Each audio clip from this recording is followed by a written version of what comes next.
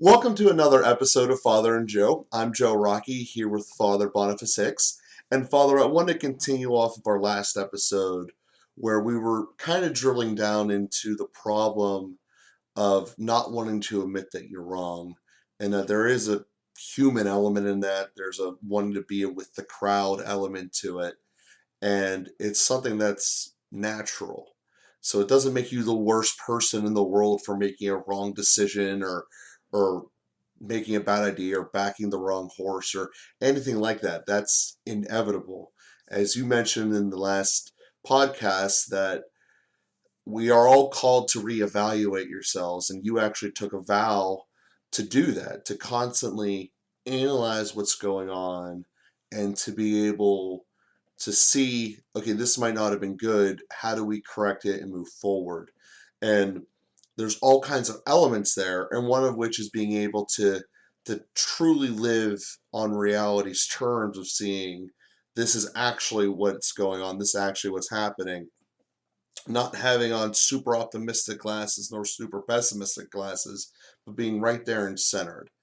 And throughout the course of these conversations that we've been having since we started talking about humility almost a year ago with the Virtue series, um, the way that I've been interpreting humility more and more is about centering yourself in where you are in the context of reality.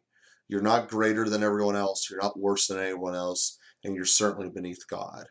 And that realization, that acceptance, and just knowing that is a very important thing. So part of this conversation was about being humble and being able to be agile, as you said, and moving forward. Another part of it is being able to overcome that human fear of losing status in the group, that if I don't go in the same direction as everyone else, at the same velocity as everyone else, I won't be able to survive my mental social status. And I think that overcoming that fear is important. So today we're talking about the direction that the church gives as far as a natural built-in, well, this is sacrament of how to overcome this fear and these problems and these underlying issues that can keep us from admitting we're wrong and moving forward. So today the conversation is going to turn to confession, and particularly how it's going to be able to help in this particular space. So with that being said, Father, I want to give you the floor to give the theological backing about the logic of that.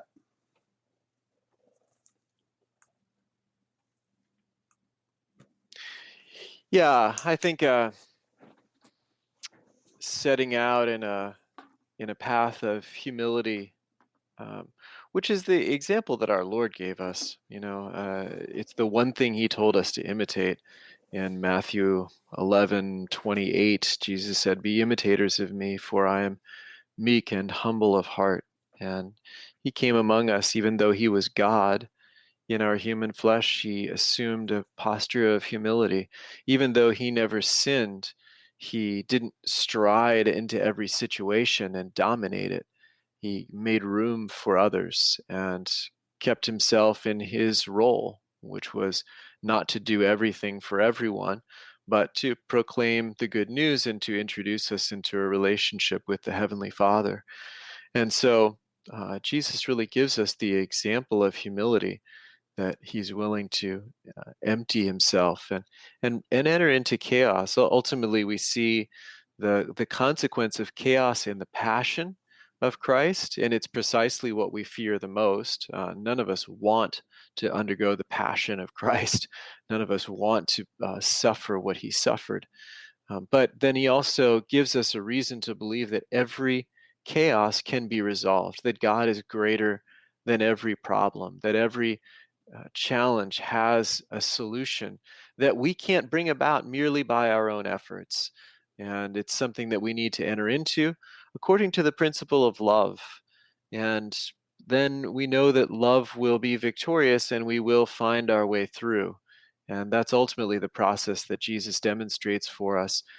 Part of love is, again, admitting our own mistakes, apologizing for the things we've done wrong, taking responsibility for our failures, and doing some repair work, some reparation for the damage that we've done and the problems that we've caused.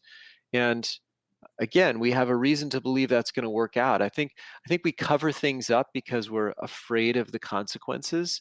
If I'm caught, how bad is it going to be? I need to cover it up because it's going to be so bad. Or we feel like we can't repay it, and so we try to hide it. And the thing is, nothing controls us more than the things that we try to hide. It's like holding down a spring. And it's not we who are controlling the spring, it's the spring who's controlling us. We can't stop holding it down. And the tremendous release that so many people have found when they admit that deep-seated disaster or that deep fear, that thing that they're afraid if anybody knew they would be rejected and discarded, the tremendous relief, freedom, consolation that people experience when they finally unload that. And as a confessor, I'm always in a privileged position to receive those things. But I've had people who sustained lies for years, who covered up marital affairs, who were holding back things that they had done many years ago in their lives and were so terrified that somebody would find out, and finally brought those things to the Lord. And what a relief, because God always forgives, because God always works things to the good, that if we give him the broken pieces, he'll make something beautiful out of it. But if we hide the broken pieces, they only stay broken. And that's where we're challenged to believe that God is really the God who is greater, that there is no problem that is too big for him, that there is no challenge that will overwhelm him, that with him all things are possible. And that's the good news of our faith, and the real challenge of living it out, embracing it, is the willingness to try it, to take a risk, to risk with Jesus, and to really let him bring about the transformation in our lives that he could bring about if we were willing to do more than just continue on in maintenance mode. As you described a little bit earlier, it's always our temptation is to keep doing what we're comfortable with, keep doing what we've been doing, even as it's diminishing, or if it's staying level, or if it's slightly growing. You know, just to as long as we don't have to change, we'll just keep doing the same thing. And take a risk of opening up a new door, of opening your heart to the Lord. And maybe this is the year that some of our listeners go back to confession. Maybe you missed it during Advent because of all the pandemic and you stayed at home. And well, we'll take advantage of it now, as soon as the opportunity is available, as whenever you're comfortable with the risk levels. But make that confession, turn to the Lord, expose those things that you've hidden for so long, and it'll be life changing. Just the immediate relief of knowing that we are unconditionally loved, that somebody knows, that God knows all of our deepest secrets, is such a huge step forward. Otherwise, we just spend so much energy trying to keep those things down. And as you've discussed there, that pressure, that release that comes out, that's the first step of going back to our last episode of being able to how to overcome problems. Is we have to first evaluate and be able to acknowledge that we did something wrong. And when you said there about people just staying in a rut and just staying in a relatively flatline zone or a negative zone, but it's comfortable. So even if it's going on the wrong trajectory, it'll I'd rather stay going down and negative and be comfortable than to go out and to leave a comfortable space. The thing that I have found, at least business wise, is that if you don't go through the process that you've mentioned here of self-evaluating and then company evaluating or department evaluating, depending upon your perspective, is that it is impossible to stay level without doing this process of evaluating and adjusting. You inevitably are going to go down. And it is 100% possible to not constantly be evaluating and go up. So, so many things in life that we find are elemental in comparison that we overlook as far as what else is going on. And, we're talking about confession here because it does release this pressure within us. And I'm sure, as you being the priest on the other side, how you didn't live through the context of this person who's been holding something in for a number of years. And yes, you gave some examples of some things that would be pretty large and luminous in people's lives, holding an affair or something like that. But I have an assumption that you've seen vastly more things that are pretty trivial, borderline irrelevant, when you hear them in a context that you haven't been living with them, but just on their face value. But to the person who's been holding it in, it has been nearly soul crushing. And I think that is getting to the point of the context that I was trying to illuminate in the last episode. When we're in our own little bubble and tunnel vision, our problems be all much bigger and blown out of proportion than they really are. And to just take that quick little sidestep, realizing what's going on here, to be able to turn around and go the other way is so lifting. And confession being the church's way of us being able to make that first step, and to be able to move forward. So I just wanted to check in to see if that perspective is right or if I'm completely off base. Well, certainly, much of what we're dealing with on a daily basis is, smaller stuff. But as you say, lifting up to see the big picture makes a big difference. We can really get stuck in patterns of perfectionism and start to get so down on ourselves.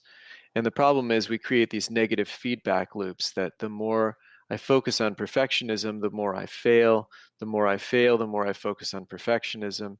We create these negative feedback loops of, or I hurt somebody, I say something callous and stupid and hurt somebody, and then I become afraid of them, and so I avoid them, which hurts them more.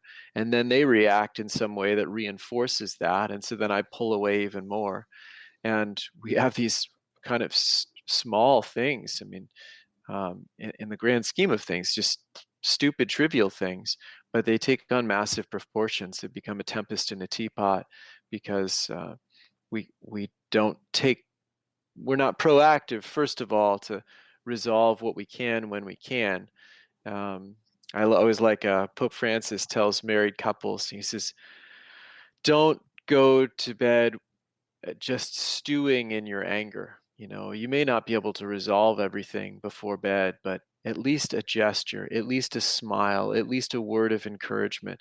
Don't let things, because he says if you go to bed and you haven't at least addressed, renewed a little spark of love there, then it just grows cold and clammy. And it's so true. When we wake up after holding a grudge, a rejection, closing our hearts, um, choosing to separate in some way, and we wake up, even the closest relationships can become damaged and divided. And so, just making a regular practice of saying, like, "Oof, that was not the best thing to say," or, "Well, I know why I said that, and I still believe those things, but anyway, I love you, and I want to move forward, and we can work this out over time." So just anything to start processes is so helpful.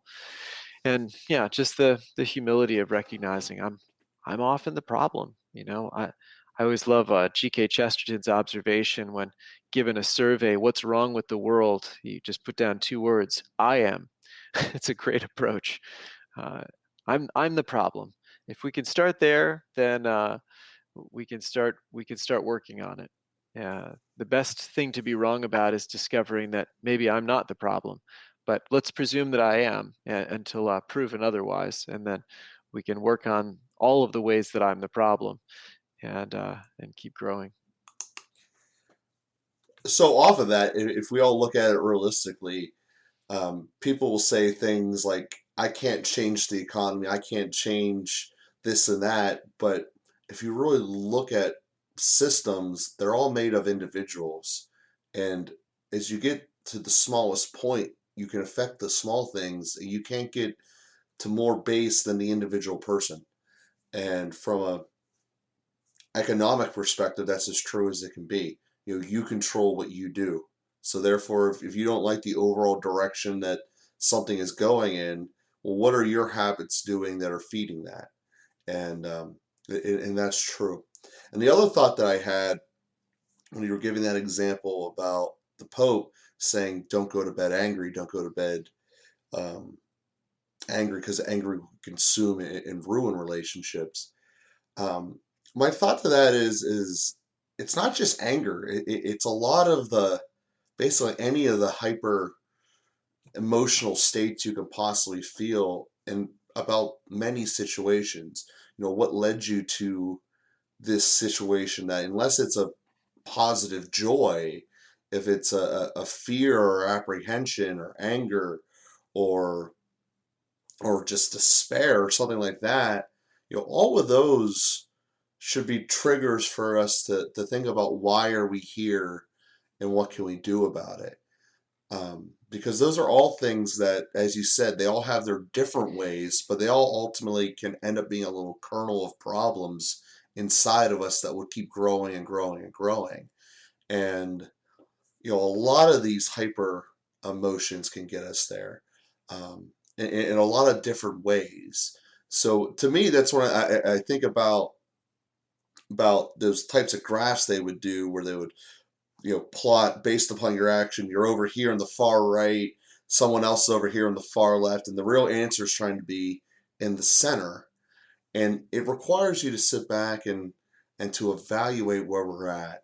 And I think that everyone who has gone to a confession and thought about what they were going to say in the process of going to confession, that system is a natural element of doing that, of saying, I'm not on center because I'm too far in the angry portion, I'm too far in the fearful or the intolerant, or whatever word or emotion you're feeling, and how to identify that that's keeping me off center, and how can I get back to that? Because there's always something pulling us in one direction or another, whether we can control it or not. What we can control is our reaction to it. We can't control that we're getting shut down, whether we believe we should be or not. We can't control that this, that, or the other, that we got the Christmas present we didn't want to get. We can't control that what we were going to get someone sold out on Amazon before we clicked it. Those are things we can't control, but what we can control is how we react to them. And I think that process of just constantly evaluating us almost will put up roadblocks before we get to immensely angry. You'll realize, oh, this happened before, so I'm going to curtail myself. So maybe instead of getting to 100% angry, I only get to 80% angry or 95% angry, which in its right is not exactly awesome, but it's better than what it was. And that's how we as people can grow and become better. And we see this underlying fact that confession helps us doing it, but it's not something that when we think of confession outright of being a benefit of it. And I think that the church has so many of these things that are giving us graces and benefits that are overlooked because of something else. And I wanted to give you a chance to conclude this episode, and take us home in the right direction. Well, I think you make a good point, Joe, about the impact of various kinds of negative emotion and the way that they can, again, it creates a kind of feedback loop inside of us. The anger has a way of igniting more anger. Sadness or despair has a way of igniting more sadness and despair. And so we have to be a little careful about our emotional health, I guess, the way that we take care of our emotional life. Emotions are very important, and there are things that are worth being angry and hurt and sad about. And so, not to cast all of those emotions under a negative light. Um, they're a response to bad things in the world and in our lives. And so feeling those things, it's like feeling the hot burner. It's serving a purpose, saying that, our sense of touch is bad because sometimes it burns is not a bright statement. But certainly our emotions are serving an important purpose, and the more that they correspond with reality, the more helpful that'll be for us. But